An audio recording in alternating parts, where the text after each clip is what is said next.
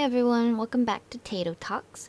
Thank you for your feedback, and I'm glad I can come back with another one.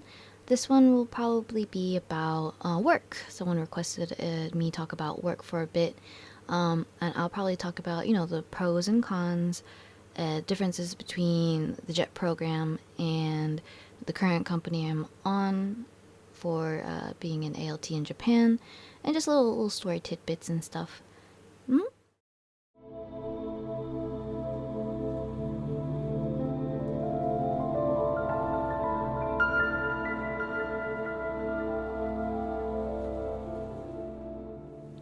So basically, my job, what I tell everyone back home in America, is that I'm an English teacher. And that's technically like kind of right. I'm like an English teacher in Japan. I teach the kids English, and that's like the basic image that everyone gets. But my actual title is assistant language teacher. So I'm technically not the main teacher. I'm not like instructing the students. I'm more of assisting the main teacher, English. But I'll get that I'll go into that more in more detail later. But basically, I came to Japan via the JET program 4 years ago, 2019. So this is probably the best in terms of like English teaching in Japan, in terms of like salary, benefits, and just overall like networking. In my experience, there's this famous phrase called, they say ESID. Every situation is different, and it really, I hate to say it, but it is kind of true, because depending where one you're located, two, how seriously your board of education that hires you takes on English, and how much budget they have basically for you, determines almost your experience on the JET program.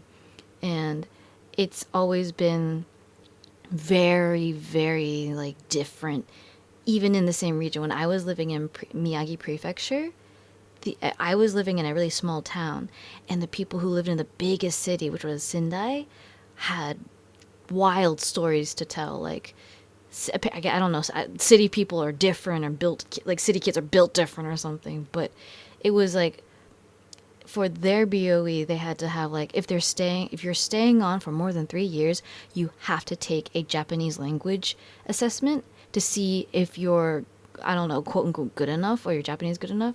I've never really heard anyone like getting in trouble for not being like passing that assessment, but I know that no one's ever done more than 3 years in the Sendai area, or if they do, they're moved. But I think like it being placed in a rural Japan is not bad, but if I'm thinking about it like retrospectively, city living's not that great in terms of like pricing, because I think most ALT salaries on the JET program are pretty standardized across the nation. So let's say you get, rough estimate is like you get $2,500 or $2,500 per month, like as a base salary. You get paid that your first month. You don't get anything prorated or anything. And if you live in like Tokyo, that's that's you gotta like spend already like, I don't want to exaggerate too much, but like maybe a third or a fourth already on your rent. So yeah, that's it. Really varies. Your experience on the JET program really depends on kind of where you're located, and basically the board of education, which is always, it's fine. I think I got really lucky on the JET program. I think I was super lucky. Like they gave us like all like per contract, because technically I'm a contract worker, not a like a direct hire. And like I'm not officially a teacher because I'm not licensed. Little nuances that kind of like make me distinctly different than the regular teacher. For example, I don't get like overtime pay. So contract workers literally only get paid for their contracted time. But I do get like lunch break built in, so that's all fine and dandy. But what was I gonna say? Yeah, so I think my I got really lucky on the JET program being located in Tomei City. It's like a very small rural town, it's interesting because it's one of those cities in name, but if you went there, you would not call it a city. It's a bunch of smaller towns, kind of like banded together to make a city. There was I think it was in 2005. It happened like a couple times throughout Japanese history. But in order to get a stipend from the government, if you become a city, like you're a small town, you're like, hey, buddy, town next door, let's make a city so we can get money and like finance our city to flourish, because everyone Japan's declining population is actually pretty dramatic, and the city that I'm in is still on the decline. Unfortunately, it's a shame because it's actually a really nice city. But yeah, I keep going on tangents, but that's the reason why I'm like really lucky is because I was in a small town. Everyone was really friendly with each other. Everyone kind of knew each other, which kind of backfires like a little later. I'll tell you about that later. But because we had like basically senior ALTs there who've been there for like 10 plus years, we were advocated for like we had 20 days of like paid time off that we got just because we like were employed. Like mind you, we still had to like wait a month before we can actually use it. So we're not like just taking off like 20 days right off the bat. But yeah, it was actually pretty nice. Like 20 days paid time off, base salary. Every year on the JET program, you're guaranteed a raise.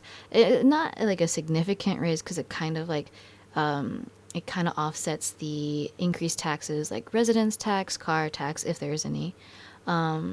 And like other health insurance stuff like that, which is nice because everything that they had for us was very accessible. That's something about Japan I really like, is that it's super accessible, even if like you're out in the middle of nowhere. But I keep going. But mind you, being in a small town also affects the student mentality.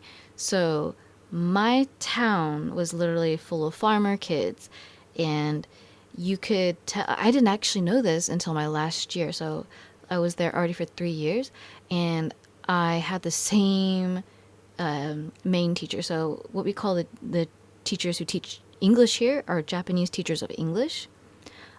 So they basically for oh my gosh, this sounds really bad, but this is like one of the cons, is that my experience was kind of soured in the beginning because the teachers I had worked with, they're not bad teachers, but they were not, I wouldn't say they were good either.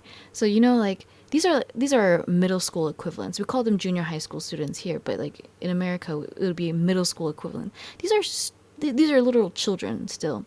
And one of my teachers was one of those teachers who kind of gave the kids like, here's 3 pages of homework and you have to do all of them by the weekend.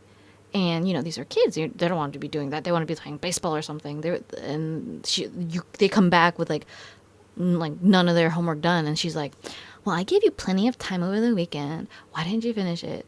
And no one really liked them, like this specific teacher. And mind you, like I thought she was a good teacher, like in terms of teaching. Like her lessons when I was in them, it was very easy to follow. I understood. I actually learned a lot from her about like how the difference between Japanese language structure and English language structure. And the kids who actually cared about learning English actually benefited a lot from her like teaching. However, she was not a nice teacher. I guess that's a good way to put it. Like she wasn't a nice teacher. And I guess I want to say she had kind of a superiority complex in a way that she did not like her authority being questioned. So whenever I chimed in to like correct something, she made it very obvious kind of afterwards, that it was like not acceptable or something. But mind you, I would say that I was not the best ALT in the beginning. I did not know my role until like very much later. One, due to a certain pandemic happening, and two, she was not really like able to communicate. Her English was very good. She was not able to communicate basically her desires and wants, and she basically kind of I guess how do you say, left me out of a lot of lessons. And I think it's because there's one incident, story time, one incident where a student who preferred me teaching him, even though I could not like teach in English at all, or teach in Japanese rather. And whenever I was there, he would always ask me for help, not her. And I guess this is kind of my fault, I guess. But this is he. I asked him like, she's right there. Why don't you ask her? And she's like, I don't like her in like English. And like I don't know why he did it in English. It's like she can understand you, buddy. She teaches English. And he had no filter. This is like a child still, and he's like, I don't like her. She's mean. Like I don't want to ask her. I like you. And I'm like, oh, I mean, thanks, but like, and now it's kind of be a little awkward. But yeah, this kid was one of the I would say like kind of a goof, but not like in a malicious way. He was not good at studying, but he was still like a personable like kid. He wasn't bad at anything. He wasn't naughty, I guess is a good way to put it. He did his work. He just didn't like her class, it seemed like. But yeah, that kind of put a sour taste in her mouth. And the other teacher that I worked with was very, very good at explaining things. But I want to quote a student on this. Not me. I didn't say this. Student said he's boring, which was fair because like he's very good at lecturing. It was very much like, I lecture to you, you write the notes down, and once in a blue moon we play a game, which was like fine. He had really good ideas too. Like I thought he had great ideas. It's just that the kid's level was not up to the ideal level that he had. I had like a different teachers come in and out like in between, but those are the two main teachers I had throughout my like 4-year stint. One teacher was super chill. We got a third teacher once, and he was super chill, super good at English, but he like only was there for a year, and actually included me in a lot of lessons when I was able to. But that's another thing is that my experience was kind of sour because one, I never got a schedule, and two, they never asked me to come to class, so I just kind of like figured it out on my own after 3 years. Funnily enough, so my fourth year, I honestly thought was pretty good. The teachers totally fully rotated out. I got 2 new teachers. One was super good at English, super good with kids. That was super fun. It actually included me in class. I was able to actually like have like a little more responsibility, and I felt pretty fulfilled, which is probably in my like in retrospect why I feel like my JET program experience was pretty good. I had one graduated student, a university student who just entered the workforce in the middle of the pandemic. So I feel really bad for him because he didn't have actual like observations. So when you're a teacher here, you have to go through observations in order to become a teacher. But because of the pandemic, no one can do anything. There was no class sometimes. So they only had theory to work on. So when he entered the workforce, he was fully blasted into it. He wasn't able to like, he had to ask so many times, and he felt he actually had to take an extended absence because I think the stress got to him. And when I asked, because he was gone for like half a year for one time, and when I asked about it, everyone said like, oh, he's sick in the heart, which is their shorthand form, like their slang, not slang, but like informal way of saying that he's like depressed or he's like really stressed. Mind you, he also was just married out of university, and so he's probably juggling with a lot. And so I completely understand where he came from, but that was still kind of like kind of stressful because then like the teacher that was like really nice and friendly started getting really stressed and couldn't really handle the extra workload. Which I tried to help alleviate, which is part of my jobs unofficially that I kind of think is my job, is to not make work more stressful for my coworker. But yeah, I keep trying to go back and forth, but I have so many stories really. But yeah, English teaching in Japan as a foreigner, it really depends on the teacher you're with and then the school that you're at. I did not know this, but until my last year, is that what my school that I worked at for like 4 years straight was actually one of the like lowest income schools in the prefecture. Like almost. I don't think that's like 100% accurate because I think this was like one of my teachers telling me this, And I didn't realize this. And everything kind of like, not saying it justified it, but it kind of made sense to why the kids weren't like really interested in learning, because they're a lot of the mindset is like, oh man, like, I'm just going to be a farmer, I don't need English, there are no foreigners out here, I don't need to speak English, which is, to honestly, to be fair, that's, you know, I get it. I don't need to learn French if I don't have to, right? So that's just like, it makes a lot more sense in retrospect, not after I had that information.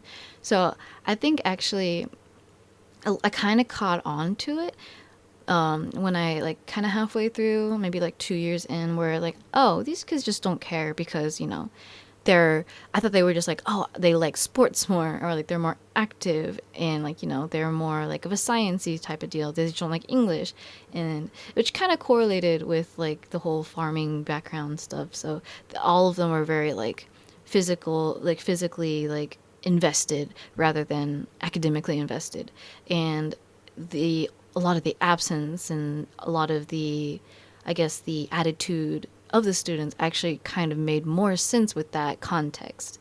Not saying that they were bad kids, it's just that their interest and priority lied elsewhere. Like some of these kids probably had part-time jobs. Some of them probably had to like take care of their siblings all the time when their parents are out working. Some of them had to be like at home at a certain time to like help take care of the house, probably. Mind you, because this is the countryside, a lot of the houses there were pretty fancy. None of the apartment or houses there seem pretty modern.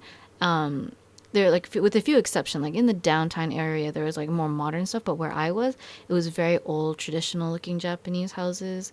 Sometimes it was like very small apartment looking buildings, but most of the time it was like very like old, big, like they have like a Japanese garden in the front sometimes. And I kind of I lived in the neighborhood. I lived quite close to the school, so I actually saw a lot of the kids like walking home when I got off work, and I not necessarily like I knew exactly where they lived, but I knew like where the kids lived due to where they went to elementary school. And the elementary school are zoned basically very similar to America, where you're zoned into a place and then you're fed into a middle school and then you're fed into a high school. So all the elementary schools I worked in, which were three of them, fed into the junior high school, which it really kind of affected their mentality on terms of like studying. Because I think personally in Japan, the homeroom teacher that you have and the kids that you're surrounded with really kind of like shape your mentality around education. So not really saying pointing fingers, but one school that I was not at, I think had I guess more, not troubled kids, but the kids who were very much like, I don't need English and I don't need this. So it seems kind of like biased, but I did prefer the schools that I actually went to when they fed into the junior high school. So when they went to the junior high school, they saw me, they recognized me, and then they kind of understood like their mentality was like lined up to where I was in terms of like what I expected of them, because I taught them since they were like what, fourth graders in elementary school, which is pretty cool in terms of like the way I got to see them grow up and turn into like young adults, which is actually, now that I really think about it, it kind of makes me kind of sad that I couldn't watch them like graduate all the way and stuff. And when they did, it was very, I would say it's very bittersweet, because it's like, I like you, kid, but you're a little brat. Basically, I'm like, good job on graduating, but you still kind of get on my nerves. And then all the girls are just like, oh my god, I'm going with you, and I'm like, oh, me too. Yeah, that's it. But yeah, so I guess I should talk about how things went in infrastructure wise, because work was pretty interesting. Because when you think of English teacher, you think teach grammar, teach the alphabet, stuff like that. So in elementary school, I taught them basically alphabet stuff, numbers, words, vocabulary, basically trying to build a foundation for them. Although it did make it complicated, because I think it was in 2020, I guess because in line for the Olympics, they tried.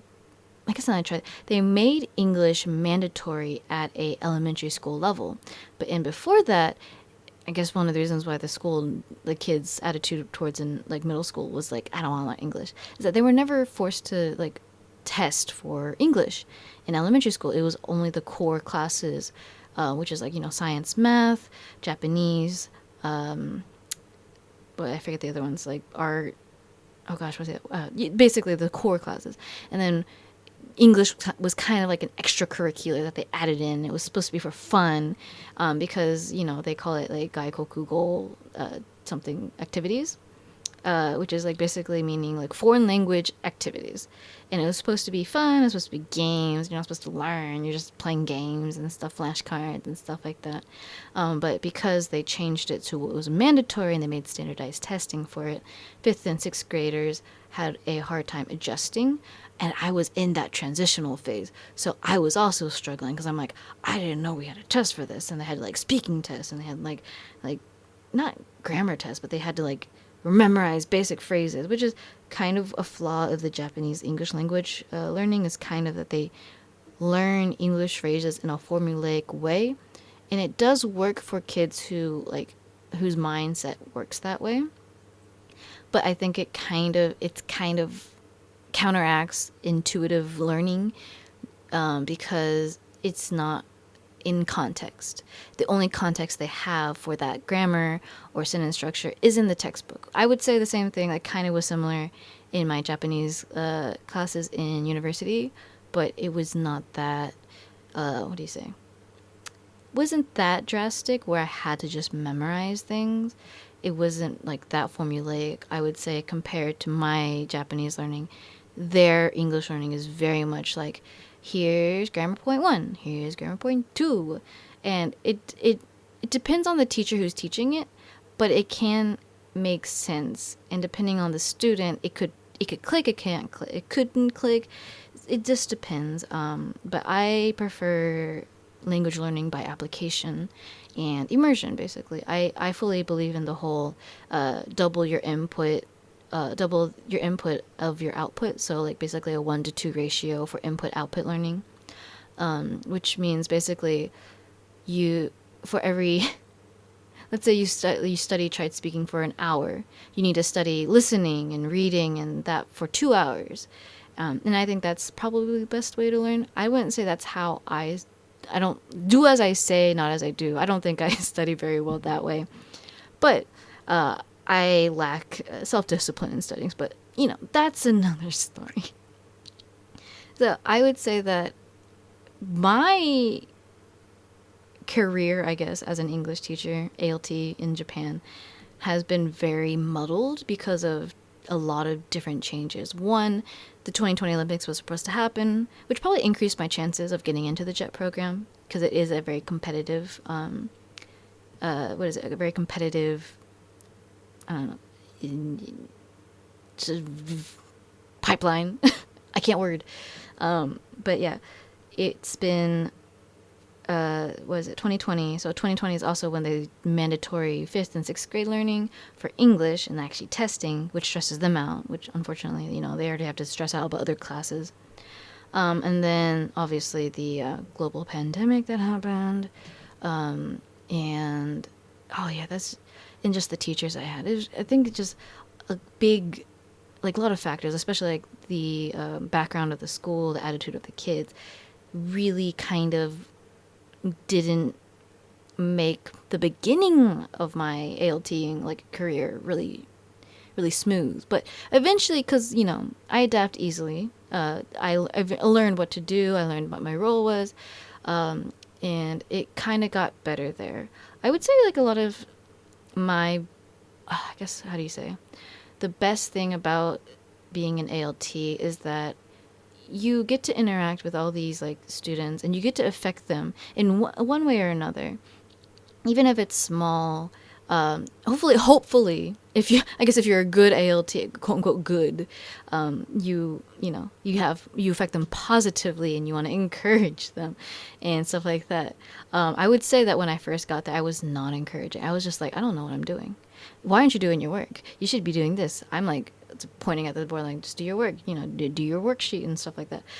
I was not I wouldn't say I was the good ALT, but eventually I got there. But growing, like personal growth, like that kind of personal growth, and seeing like the children's students growth, and like seeing everyone else around you, and like making those like connections really does make or break your experience, just in general for ALTing. I'll talk about the difference between like Jet and like my current company, but it's been, I would say that one of my favorite moments is that like I once a month I would go to the kindergarten and like just play games and teach them English, quote unquote teach them English, which is basically hands, shoulders, knees, and toes, stuff like that. And when those kids went into elementary school, I could not teach them as an official class until third grade, or at least at their school anyway. And one of the students during, like, I had just finished, I think it was a fourth, I know which class this was. It was one of my, like, troublesome classes that I could not handle most of the time. So I basically was, like, walking back to the staff room after that. And it was probably during recess, and I was like really disheartened. I was like, man, do I really want to do this for like another like year or two? Like maybe I should just stop. This little boy who I've like taught head, shoulders, knees, and toes when he was 5 years old came up to me in the hallway, not prompted, just saw me, and he goes, "Oh, Sensei." I guess I should say my name real loud. Sensei. Thank you for teaching me English. Bowed, like deep bowed, and said, Daisuki, which means I love you, and like ran off to do his little recess thing. And I think my heart just like melted then. I was like, I guess I could hang on for another year. And it's like, I think that was probably the most like notable thing in my like 4 years on Jet, because it's like, wow, like all I did was sing some songs and did a little jig and dance with him, and he was like, I love you, like thanks. And I'm like, I like honestly, American kids, I'm not even sure, but like I can't even imagine me being a teacher in America and that happening unless I was like a kindergarten teacher. Like I don't even think that I would be capable of saying that to a teacher. So I just kind of like, man, I think that's kind of where my heart kind of like changed direction, where I'm like, man, I could probably do this long term. And all it took was one little kid, one little child, and I guess he wouldn't really understand that significance either. But I'm guessing, like that's one of the reasons why a lot of the teachers stay being a teacher, because being a teacher in Japan is stressful. You work long hours, underpaid. They get paid overtime, obviously, but like still, like you do so much work. You do so much planning. You have to deal with parents. I think the parents are probably the most stressful part. Like the PTA, no matter what country, it's terrifying to deal with. You're like, yes, the head of the PTA is here. We have to shuffle around and like panic and try to like, oh, do they want tea? Do they want coffee? Should we bring them tea?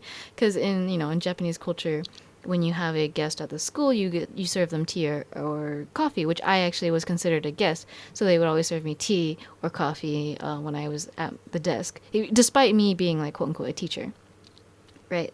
And so when the PTA came in, they all were like, "Oh my God, we gotta hustle and bustle," because they gotta like impress them, because the PTA helps fund basically a lot of the activities that they do, things like sports day, culture day, was it sports contests, which is pretty surprising how involved the PTA is here. I can probably never try doing that. Like it seems very like hierarchy, or like very like societal like hierarchy levels, and it sounds messy. But yeah, that's hands off there. Like luckily I never had to talk to them, and I also the one thing I know that is very different is that because I'm Asian in Japan, right? When they see me, they don't think, oh, they're an English teacher from America, They think, who is this person just standing there watching our kids? That definitely did happen to me during, was it sports festival, my first year. I'm not saying that I made a bad impression. They just thought I was weird. They just thought I might have been like a little slow or something because I didn't understand that what was being said to me. But I was like on the teacher side, so they were just kind of like, "Hey, do you know what this is?" I'm like, No, run away." So yeah, that definitely happened this year as well. A person came up to me. Luckily, like my Japanese has improved a lot, so I understood more than what they were asking this time. But like I'm not like I don't know which formal language to speak with them, so I just kind of like honestly that's probably one of the reasons why I interviewed poorly. Like in when I do Japanese interviews is that I do not speak formally, not even basic formal very well, and I basically kind of like parrot everything around me. And mind you, I'm in Miyagi, so I got now like I have adopted this like countryside accent. Plus, it's kind of crude, and because I studied with a bunch of like more like masculine guys. They use a lot of like masculine Japanese, and I'm over here just parroting what they're saying. So it's probably jarring for people now to listen to me speak Japanese because I don't speak Japanese that good. But I understand it well. I just can't respond in turn. So yeah, that's always fun. But yeah, Japanese teachers, hands off to them. Like they no, if even if they're like mean teachers, like they just still deserve more. Every teacher, any teacher, all teachers across the world deserve more. They deserve all the things. They like first of all dealing with your child, your bratty child. Two, like, having to deal with 30 of them sometimes. And then having to deal with the parents. How come my kid, my perfect child, it says that you bullied him? And like, bro, I just told him to do his work. Like, I think that actually did happen at once at school because when the teacher had gotten off the telephone, which is, if you know anything about Japanese like teacher culture, is that the telephone is like king. That everything rings twice. You better pick it up. Everyone rushes for the phone sometimes. Some of the people are like, yeah, I mean, if the older teacher is like, I don't need to pick up the phone. I'm going to wait. I'm just going to sip my coffee. Well, the younger teachers try to go for the phone. I guess it's because, like, the more you're heard and seen, the more, like, better your image looks in that terms. But in the older teachers who have been there, like, years don't have to, like, worry about that.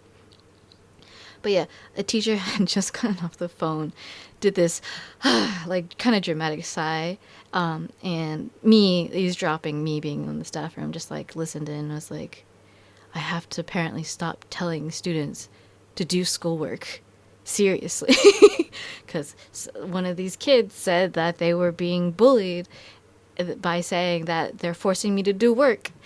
It's we just in you know how it is. I understand, like, I'm still a student because I'm technically still studying. Like, I'm learning life. I'm learning Japanese. I get it, but dang, like, what you gonna tell your teacher not to do their job? Like, the parents gotta do their job too. The kids have to do their job. When you're a student, your job title is student, and that's what I always been told. So I just have a different mindset about it. But yeah, forget where I was going with this. But yeah, people are wild. People are crazy. I don't want to say crazy. People are a little bit irrational sometimes when it comes to their child, which I understand. But holy heck, like during the pandemic, when they had to teach their own child, don't I feel like they should have petitioned for like a teacher raise then, because like despite the teachers not working, they at least because they didn't have school and classes were canceled and everything, they probably deserve a little more having to deal with like trying to like educate the kids from home. That's another thing. During the pandemic, school life was so much different.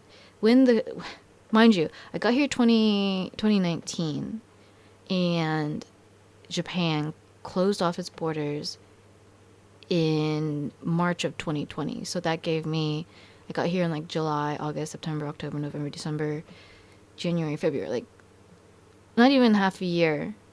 Because I got here like beginning of August, late July.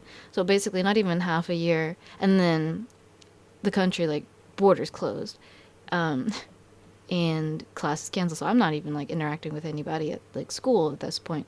Because like we're not supposed to be talking too much. We're all supposed to be trying to figure out like online lesson plans. And if you know Japan, everyone touts it for like being, oh, they're so technologically advanced.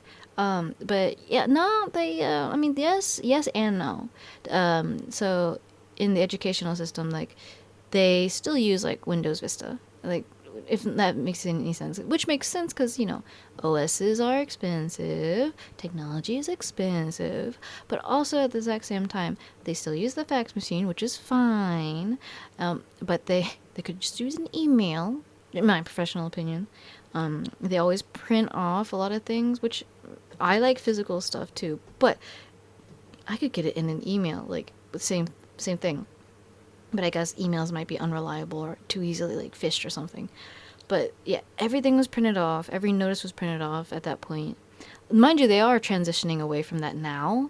But when I first got here, that like this is also like within the 5 years that I've been in Japan. So this is a recent thing, like a recent change in the system because everything was running smoothly.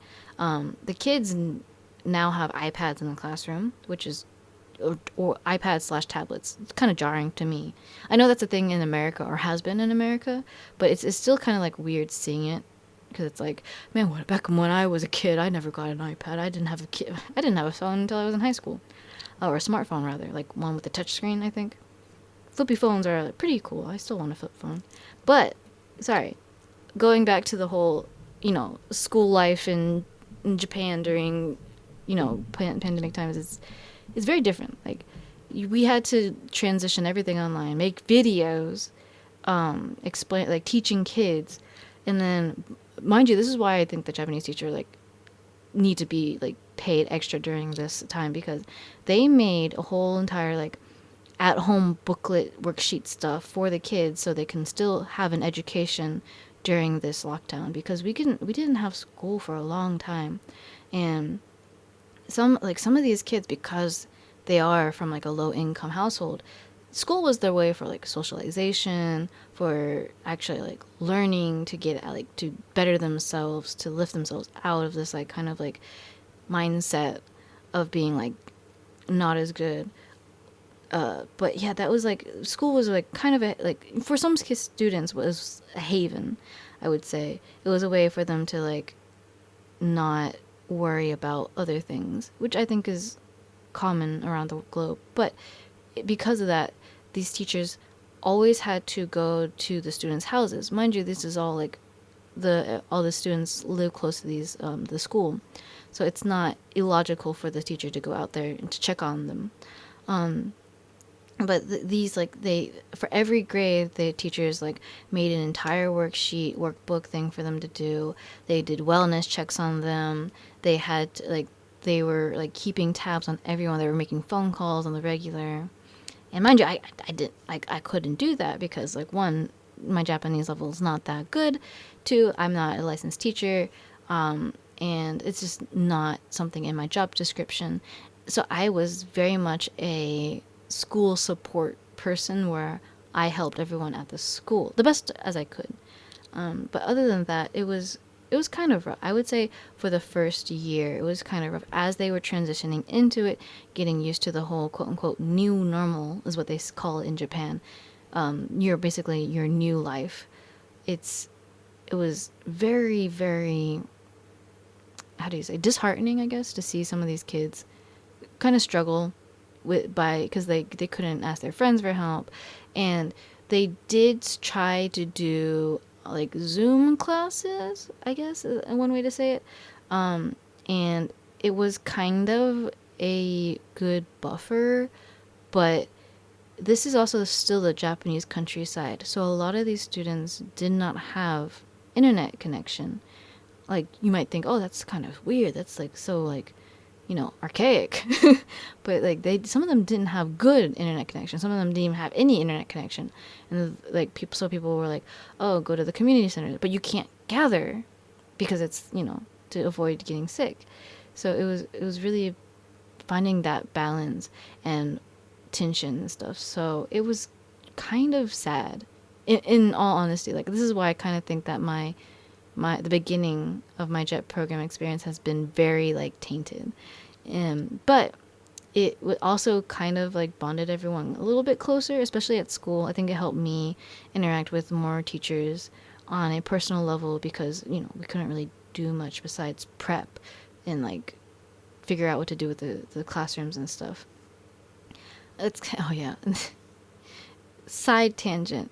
I don't, I know that this isn't like a Japanese national thing, but so in America, we're kind of taught like hand washing at a really young age, like with soap, warm water. We didn't get soap and warm water for the longest time. When I first got there until like a year into like the pandemic, which is kind of weird because you would just have cold water, no soap, and you were just expected to do that. And mind you, like not saying, I'm not calling anyone out.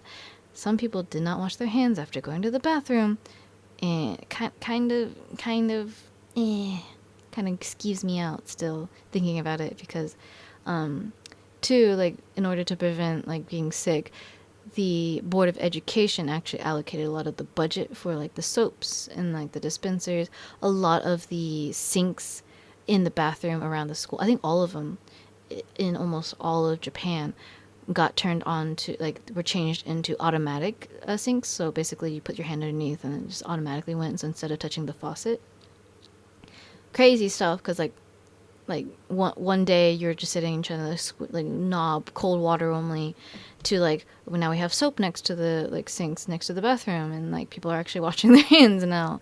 And if you don't, you're gonna get side-eyed for once. It was like weird to see kind of a transition that way. But that's my side tangent. Like personal hygiene was a thing. Like I would say that it's always been a thing, but like that specific thing kind of like culture shocked me. And I asked my Japanese friends about it, and like, I just think it's just the region that you're in, because we wash our hands. And I'm like, yes, but like I studied abroad too. Those sinks did not have soap in it. Like I distinctly remember this because this is a common complaint amongst like Americans studying there. Like we had to bring our own soap. So like, I don't know, like you're not really giving us like solid proof, but hands off. That's in the past. We got soap now. Yeah. Wow, I was gonna say something else. Oh yeah. So basically so after the JET program, mind you, so I had I was living a cush life. I was going to the store, not even looking at the price tag for groceries. Like, can you imagine doing that in America, being poor? Like, no, like, just a side bit. Like, I was not making the best of money. I had to budget out a lot. But during the pandemic, one of the benefits of the pandemic was having financial support from the government. That was a new one. That was a different feeling. I had paid off my credit card with that stipend money. I was like paying off like my student loan consistently during the pandemic. I was getting a consistent raise. I was not looking at price tag for when I could buy the groceries. I bought like a new PC kind of basically. But yeah, imagine that now. And me like failing to find a job, like I said previously in the previous video, basically going from that to basically less than my first year salary when I first got here, plus the collapsing Japanese economy, the inflation. Oh god, the inflation, and basically doing the exact same job. Mind you, I have been here since March. I've been here since March. March, April, May, June. So it's been like 3 months. I still haven't received a full paycheck. So I am struggling a little bit right now. I know it's gonna I'm like paydays next week, and 10 days ish kind of for me, I think. Yeah, and I'll be fine after that. But like going from like having a consistent salary, constant raise, good benefits to like my new company. I'm not gonna name names because I don't want to like be. I feel like people slander them all the time, but like I don't want to be caught out for like slander because Japanese like defamation laws are pretty strict. So new company, less than first year pay, way less than first year pay from my JET program like salary, significantly less pay time off. So technically I have 10 days, but 5 of those days have already been allocated for me. How can they do that, you say? I don't really know. It's because it's like it's mandatory for Japanese companies to have the employee take 5 days off, and I guess they were like, well, this kind of like already lines up with like the school schedule, so you get to have these days off. You don't like it's those you're gonna get paid for those days, but we get to decide them.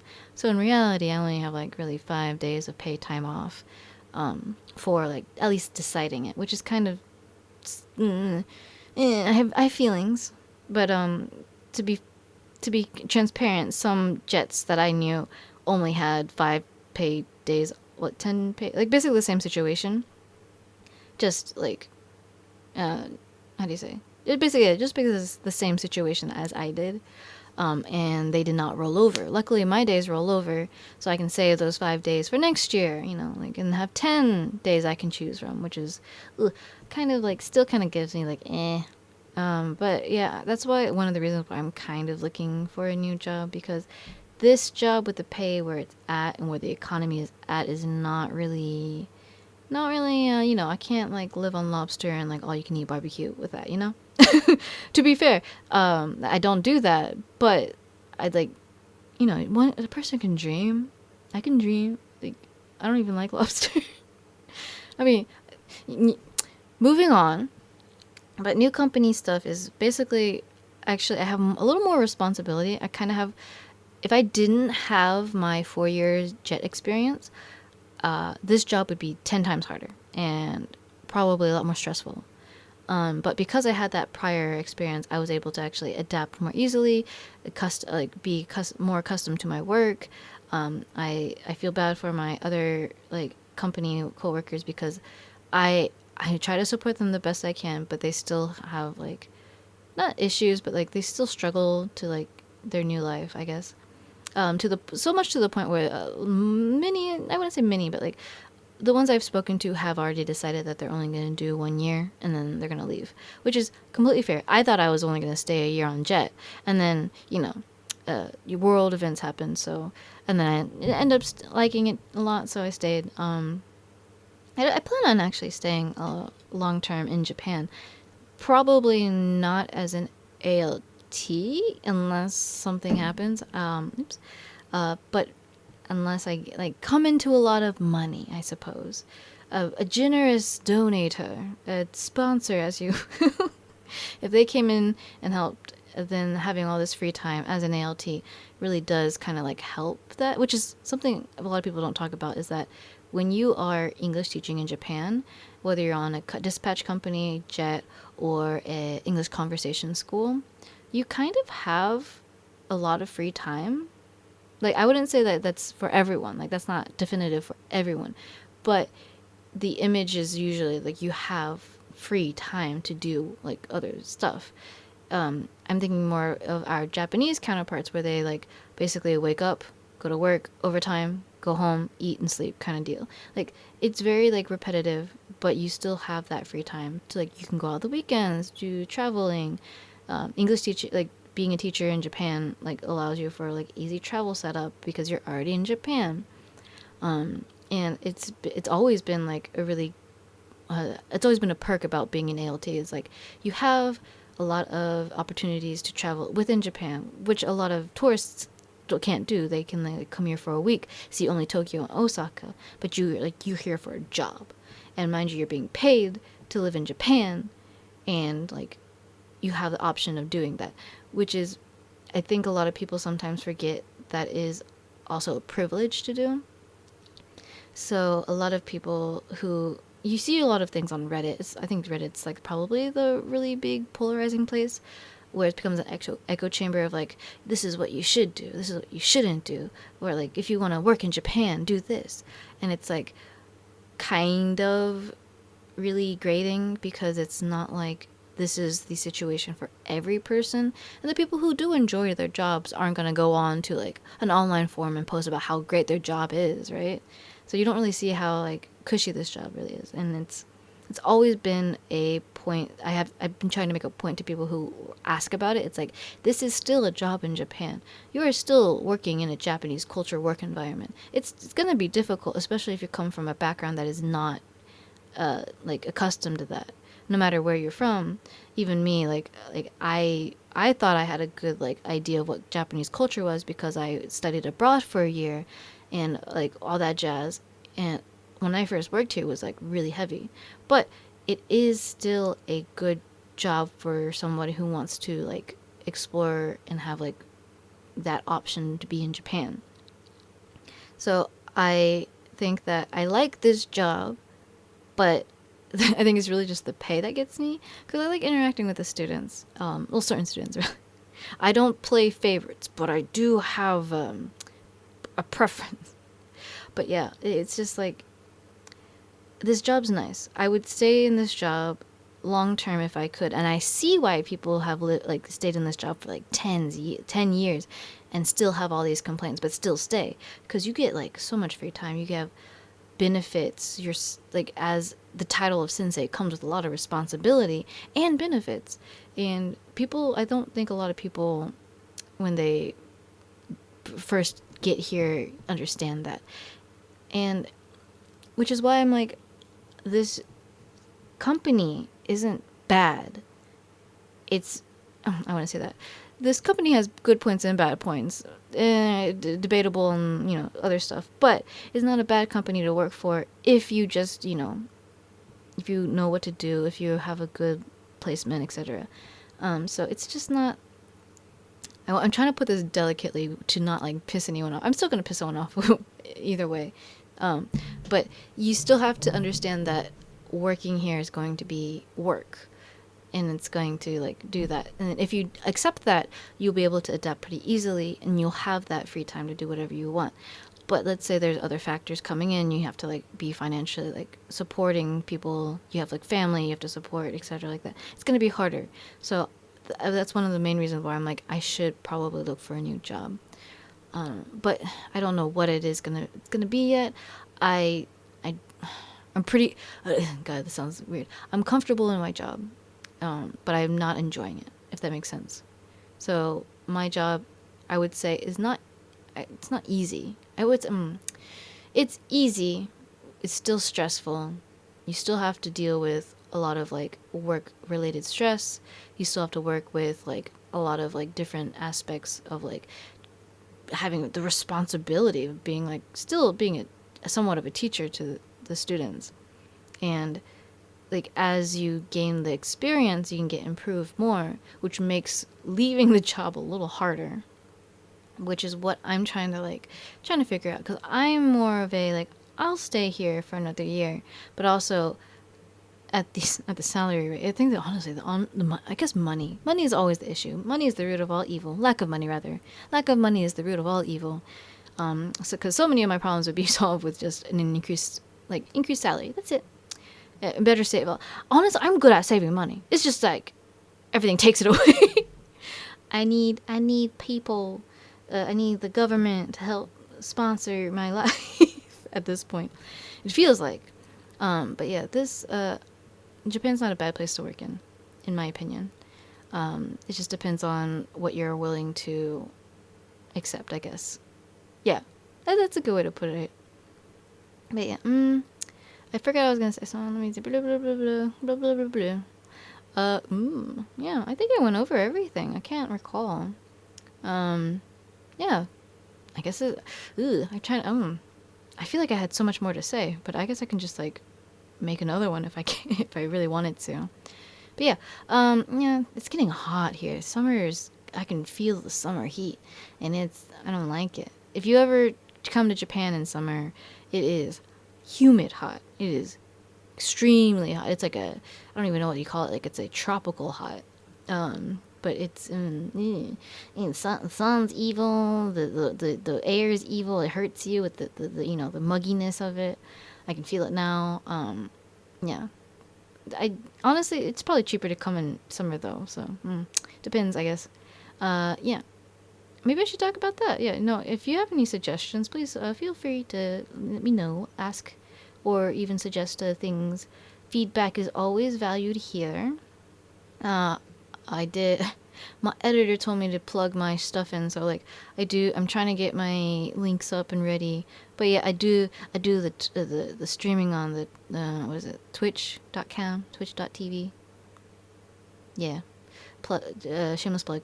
But yeah, that's it. I'll talk to you guys later. Thank you again for listening, and peace out.